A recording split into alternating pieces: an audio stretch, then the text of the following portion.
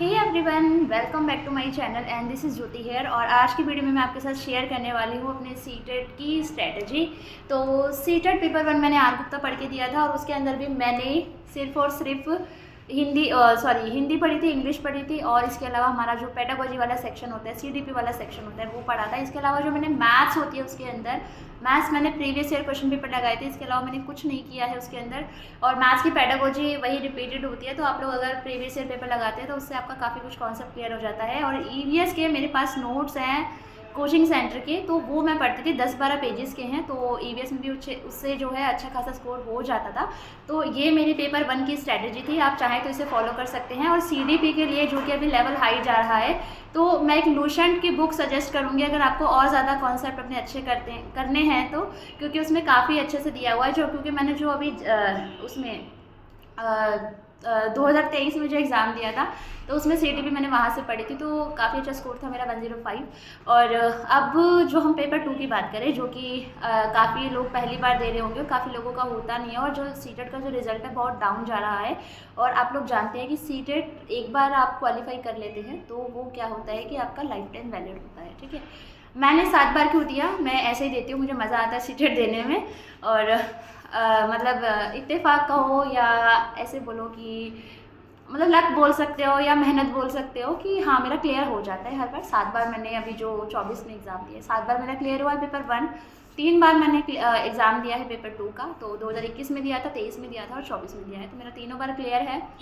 और अब मैं आपको बताऊंगी कि मेरे 40 नंबर कैसे आए एसएसटी में। एसएसटी में मैंने सिर्फ और सिर्फ एनसीईआरटी पढ़ी थी। आप एनसीईआरटी पढ़िए, एनसीईआरटी को रिवाइज़ करिए, बार बार रिवाइज़ कीजिए, ताकि आपका जो बिल्कुल आपको क्वेश्चन देखते ही आंसर फाइंड आउट हो जाए आराम से, ठीक है।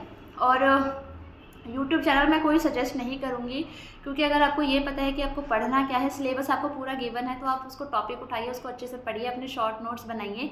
अगर आपको डर लग रहा है या पहली बार दे रहे हैं, और बाकी इतना हवा नहीं होता है, सीटेट आराम से निकल जाता है। बस आपको एक मतलब दिमाग उस टाइम खुला रखना है अपना आंसर को फाइंड आउट करने में, कि आपको किस तरीके से जो अपने आंसर्स को फाइंड आउट करना है।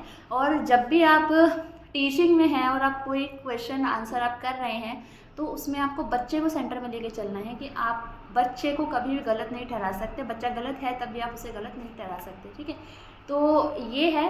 और बाकी एनईपी वगैरह पढ़ लीजिए। और अब तो पीजीटी के लिए भी सीटेट अनिवार्य हो गया है, यानी कि मुझे दोबारा से सीटेट देना पड़ेगा। मैं सोच रही थी बस ये लास्ट है, इसके बाद नहीं दूंगी।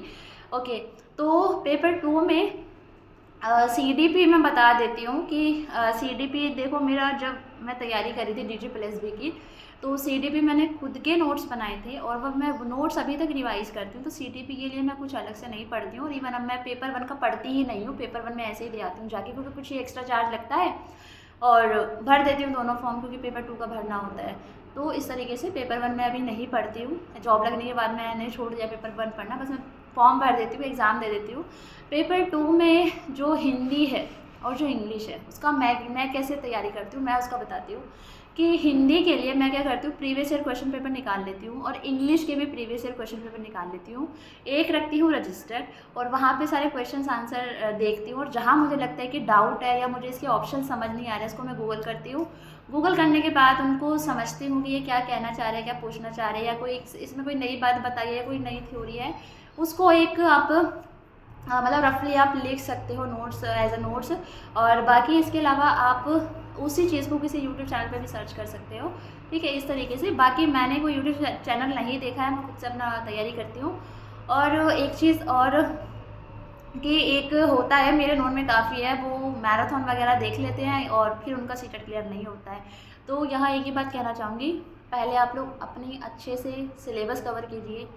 सिलेबस कवर करेंगे तभी कुछ हो सकता है, तभी मैराथन देखने का भी तभी फ़ायदा है, जब आपको खुद के जो सिलेबस कवर हो, बेसिक जो कॉन्सेप्ट है वो क्लियर हो, तब आप मैराथन देखें। क्योंकि मैराथन में भी आपके क्वेश्चन आंसर ही बेसिकली आपको करवाए जाते हैं, तो उनमें भी आप एक तरीके से टेस्ट मान सकते हो उसको, तो इस तरीके से कर सकते हो। बाकी जो अभी 2024 में फॉर्म आएंगे आपके, जुलाई तक आ जाएंगे, ठीक है।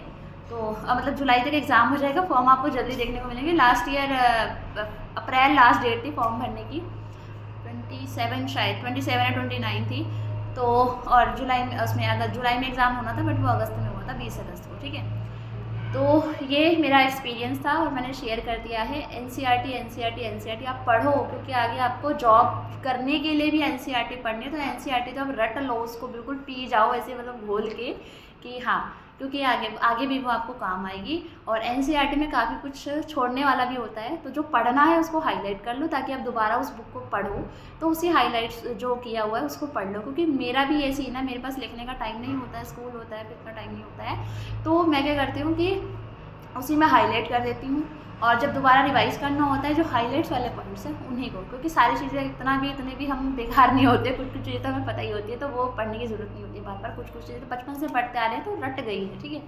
सो इतनी सी इन्फॉर्मेशन थी। वीडियो कैसी लगी प्लीज़ ज़रूर बताना कमेंट करके। कोई सजेशन हो तो बता सकते हो, कोई क्वेरी हो किसी भी सीटेट के बारे में। और हाँ, इसके अलावा जो आपका पीजीटी है अभी, इसका भी सीटेट अनिवार्य कर दिया गया है। तो अब जो सीटेट आएगा इसमें आपको पीजीटी के लिए भी सीटेट देखने को मिलेगा। इससे पहले पीजीटी के लिए सीटेट अनिवार्य नहीं था, तो इसलिए जम के मेहनत करो, सिलेबस निकालो साइड से और अपनी बढ़िया से तैयारी करो, ताकि अब अच्छे से एग्ज़ाम दे पाओ। क्योंकि सीटेट भी क्लियर नहीं हो रहा है, बहुत प्रॉब्लम आ रही है, ठीक है। So thank you so much.